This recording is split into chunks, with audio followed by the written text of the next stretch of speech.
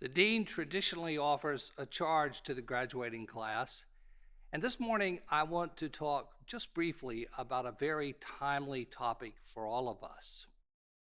The seismic quake and aftershocks of the pandemic have wreaked havoc throughout the world. As we in America now receive encouraging news about returning to, quote, normal, end quote, the citizens of India and Japan, along with many others across the globe, grapple with the darkness that this country owned only a half year ago. And we must not forget or diminish the impact of several other pandemic-like conditions that will also require years and years of recovery. Among them are America's systemic racism and hate crimes, the economic plight and abject poverty faced by far more than half the world's population, a willingness by many to support dictators and authoritarian governments, the moral decay of our elected leaders who lie and boldly propagate their lies in order to retain their power and acquire wealth, and an immigration policy that could be described as one which tragically deletes the inscription on the base of the Statue of Liberty. Give me your tired, your poor, your huddled masses yearning to be free.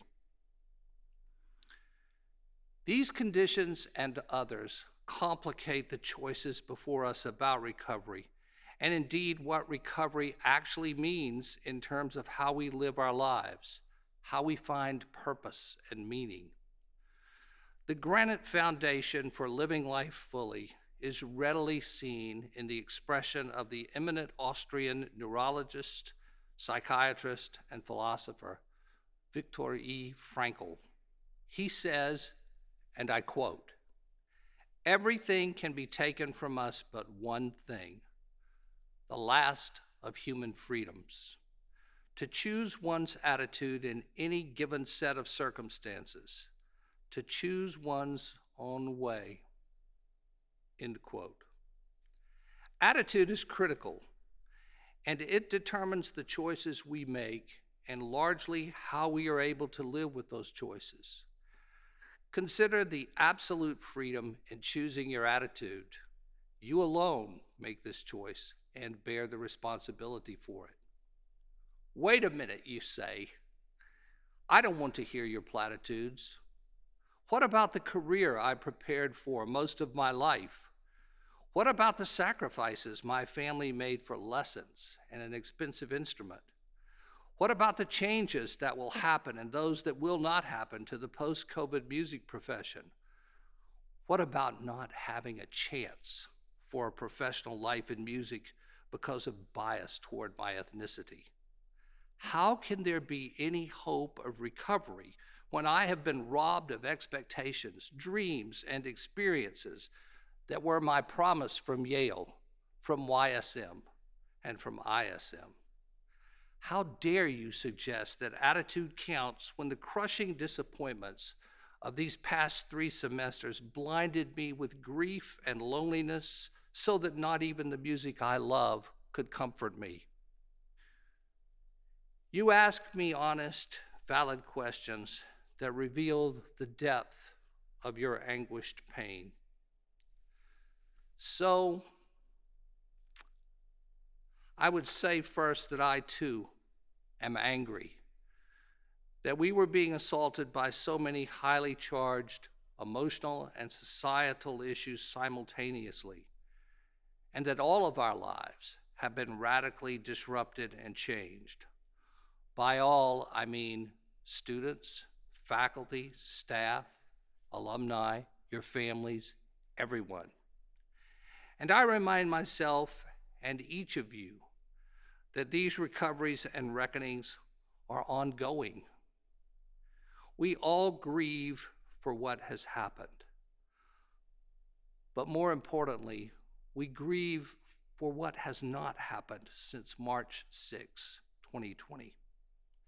For many of us, the incalculable personal and professional losses extinguish the light in our hearts, minds, and souls, creating a cave-like darkness that is still and suffocating. And that is the very moment for us to ask, what now? Instead of, why is this happening to me? The freedom to choose our attitude is the decision to live as a survivor or to exist as a victim. To exist as a victim of a pandemic, a presidential election, or the hatred of woefully ignorant people is a choice to imprison your mind, and there the solitary confinement is unimaginable. We cannot change the past, nor can we predict with laser-like accuracy the future. But the present is our moment to live with courage, to change reality for ourselves and others, and to discover who we truly are because of the dire circumstances that made our choices so important.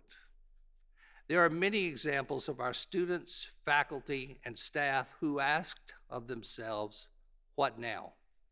And then made choices that substantially improved our lives and the greater New Haven community. But one prescient example of a person who clearly understood the impact of owning and choosing your attitude toward any set of circumstances and the connections to emotional and physical wellness was Sister Ruth Fox. In the early and mid-1980s, Sister Ruth, a Benedictine nun, was the Catholic chaplain at Dickinson State College, now Dickinson University in North Dakota. As the story goes, she was attending a breakfast for some graduating seniors and was asked during the breakfast to give a blessing or a benediction at the end of the meal. Sister Ruth could not think of any prayer that seemed to fit this diverse audience. So she decided at that very moment to write her own and proceeded to do so. She later indicated that she had a co-author and that it was her Holy Spirit. Her attitude was to change something for the better in the present, a decision that certainly had some risk since her superiors had books of prayers and blessings that were sanctified for such occasions. She took responsibility for her decision. She took responsibility for her choice. As we emerge from this global catastrophe that took so many lives, as we speak and march in solidarity with our fellow beings who have been silenced, abused, and marginalized, and as we struggle to find our own paths, Sister Ruth's words of blessing and benediction to her students in 1985 resound with hope and a call to action. Hear them now. May God bless you with discomfort at easy answers, half-truths, and superficial relationships, so that you may live deep within your heart.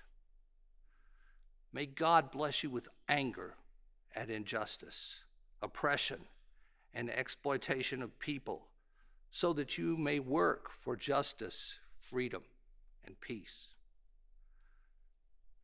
May God bless you with tears to shed for those who suffer pain, rejection, hunger, and war, so that you may reach out your hand to comfort them and turn their pain into joy. And may God bless you with enough foolishness to believe that you can make a difference in the world, so that you can do what others claim cannot be done to bring justice and kindness to all our children and the poor. What now? The choice is ours to make. Thank you.